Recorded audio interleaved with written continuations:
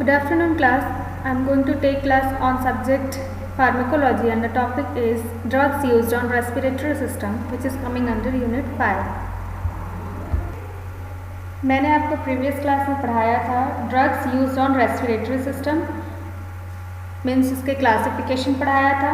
First classification हमने देखा था एंटी अस्थमेटिक ड्रग्स, उसमें मैंने आपको बताया ब्रोंकोडायलेटर का first classification selective beta agonist. तो आज हम देखेंगे anticholinergic agent. First of all हम देखेंगे mechanism of action anticholinergic agents का। तो क्या करता है एंटीकोलिनर्जिक एजेंट? ब्रोंकियल के स्मूथ मसल में जाकर M3 रिसेप्टर को ब्लॉक करता है। ब्रोंकियल स्मूथ मसल में M3 रिसेप्टर होता है, वहाँ पर जाकर M3 रिसेप्टर को एंटीकोलिनर्जिक एजेंट ब्लॉक करता है, जिसकी वजह से ब्रोंकियल डायलिटेशन होने लगता है, जिससे क्या होता है अस्थमैटिक के जो भी सिम्टम्स होते हैं वो रिलीफ होने लगते हैं। उसी तरह ब्रोंकियल ग्लैंड के जो M3 रिसेप्टर होता है वहाँ पर जाकर M3 रिसेप्टर को एंटीकोलिनर्जिक एजेंट ब्लॉक करता है, जिसकी वजह से ब्रोंकियल सिक्रेशन जो है वो डिक्रीज होने लगता है और फिर अस्थमैटिक सिम्टम्स जो है रिलीफ होता है। So this are the mechanism of action of anticholinergic agents. Now dose and route of administration, ये भी इनहेलर के रूप में आता है। Now adverse effect, dryness of mouth जो है मुंह सूख जाता है। बैड टेस्ट, अगर हम कुछ खाते हैं तो मुंह में क्या है कड़वापन रहता है। नेक्स्ट है आपका इंडिकेशन हम कब कब यूज़ करते हैं एंटीकोलिनर्जिक एजेंट्स का? ब्रोंकियल अस्थमा है, COPD का फुल फॉर्म है chronic obstructive pulmonary disease. Next is emphysema में भी क्या होता है ब्रीदिंग डिफिकल्टी होता है। इसमें क्या होता है जो एल्विलाई होता है मीन्स जो एयर सेक होता है उसके वॉल जो होते हैं डैमेज होने लगते हैं, इसकी वजह से क्या ब्रीदिंग डिफिकल्टी होता है। उस टाइम पे भी हम क्या करते हैं एंटीकोलिनर्जिक एजेंट्स देते हैं। देन कॉन्ट्राइंडिकेशन, जब इंट्राऑक्यूलर प्रेशर इंक्रीज रहेगा। नैरो एंगल ग्लूकोमा में क्या होता है IOP means intraocular pressure increase रहता है, तो इस कंडीशन में नहीं देते हैं। अगर यूरिन रिटेंशन कंडीशन है या फिर एनलार्ज प्रोस्टेट ग्लैंड है, उस कंडीशन में भी हम एंटीकोलिनर्जिक एजेंट्स नहीं देते हैं।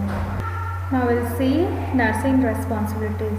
First, obtain a complete medical history including allergy, drugs history, possible drug reaction and use of complementary and herbal remedies। हमको टोटल हिस्ट्री पेशेंट से कलेक्ट करना है। कोई एलर्जिक रिएक्शन है, हाइपर सेंसिटिविटी रिएक्शन है, तो हमको पेशेंट से सारा हिस्ट्री कलेक्ट करना है। Then assess for symptoms related to respiratory difficulty such as dyspnea, orthopnea, cyanosis, nasal flaring, wheezing and weakness. तो दिस आर द कंडीशंस जिसके हमको सिम्टम्स असेस करना है। डिस्निया मतलब ब्रीदिंग डिफिकल्टी है। ऑर्थोपनिया जब हम फ्लैट्स होते हैं तो उस टाइम पे हमें सांस लेने में तकलीफ होती है। साइनोसिस मतलब शरीर नीला हो जाता है। देन नेजल फ्लेयरिंग वाइड हो जाएगा सांस लेने के टाइम पे। विजिंग साउंड आता है, वीकनेस है, इसके सारे सिम्टम्स हमको असेस करना है पेशेंट के। देन वाइटल साइन हमको ऑप्शन करना है।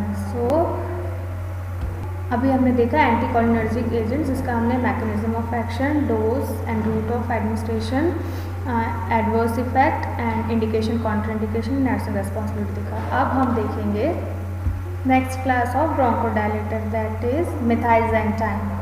First of all mechanism of action हम देखेंगे। These drugs are weak CNS stimulants that are powerful smooth muscle relaxants, thus they relax the smooth muscle of bronchi. They also have diuretic effects। मतलब ये क्या है मिथाइलजेंटाइन्स क्या करता है bronchus के स्मूथ मसल को रिलैक्स करता है। Dose and route of administration, इसमें आता है थियोफाइलिन ड्रग है, जैसे उसको हम as liquid form and uncoated tablet form में भी हम एडमिनिस्टर कर सकते हैं। ओरली भी थियोफाइलिन देते हैं, जिसका है डोज 12 to 16 mg पर kg पर डे देते हैं। मैक्सिमम डोज जो होता है आपका 400 mg per day for at least 3 days तक हम दे सकते हैं। Then aminophylline can also be given intravenously, हम अमाइनोफिलिन दे सकते हैं। इंडिकेशन है ब्रोंकियल अस्थमा या फिर COPD है, उस केस में हम देते हैं methylxanthines. Then contra indication abnormal hepatic and cardiac function. Hepatic means liver disorder है या फिर कार्डियक डिसऑर्डर है, तो उस टाइम पे हमको नहीं देना होता है मिथाइलजेंटाइन्स। देन एडवर्स इफेक्ट एनोरेक्सिया हो सकता है। एनोरेक्सिया क्या ईटिंग डिसऑर्डर है। नॉजिया एंड वॉमिटिंग हो सकता है, एब्डोमिनल डिस्कम्फर्ट हो सकता है, हेडेक, एंजाइटी, इंसोम्निया, नींद नहीं आएगा, डिजीनेस भी हो सकता है, डिजीनेस, गिडीनेस हो सकता है, सीजर्स भी हो सकते हैं। नाउ नर्सिंग रेस्पॉन्सिबिलिटीज, हमें एडवर्स इफेक्ट के बारे में पता होना चाहिए, क्योंकि देखो थियोफाइलिन देते हैं तो उसका नॉर्मल कंसंट्रेशन, प्लाज्मा कंसंट्रेशन कितना होता है 20 mg/ml होता है। अगर इससे ज़्यादा हुआ तो एडवर्स इफेक्ट कॉज कर सकता है, जैसे हमने पढ़ा है यहाँ पे नॉशिया, वॉमिटिंग, एनोरेक्सिया, बहुत सारे हेडेक, एंजाइटी, सीजर, सारे एडवर्स इफेक्ट कॉज कर सकता है। Then look for signs and symptoms of adverse effect and inform doctor. Then report to physician if there are occurrence of palpitation है, अगर nausea, जितने भी साइन सिम्टम्स एडवर्स इफेक्ट हो रहा है, जैसे वीकनेस, डिजीनेस है, चेस्ट पेन है, कन्वर्जन, सीजर, वॉमिटिंग, नॉशिया सब हो रहे हैं, तो फिजिशियन डॉक्टर को हमको रिपोर्ट करना है। क्या क्या ड्रग इंट्रैक्शन होता है, ड्रग इंट्रैक्शन क्या होता है, मिथाइलजेंटाइन का हमें पता होना चाहिए। Large amount of caffeine can have deleterious, मतलब कैफीन अवॉइड करने के लिए बोलना है पेशेंट को। रेस्पॉन्सिबिलिटीज, आज हमने पढ़ा anticholinergic agent and methylxanthine agent. We will see in next class. Okay class, thank you.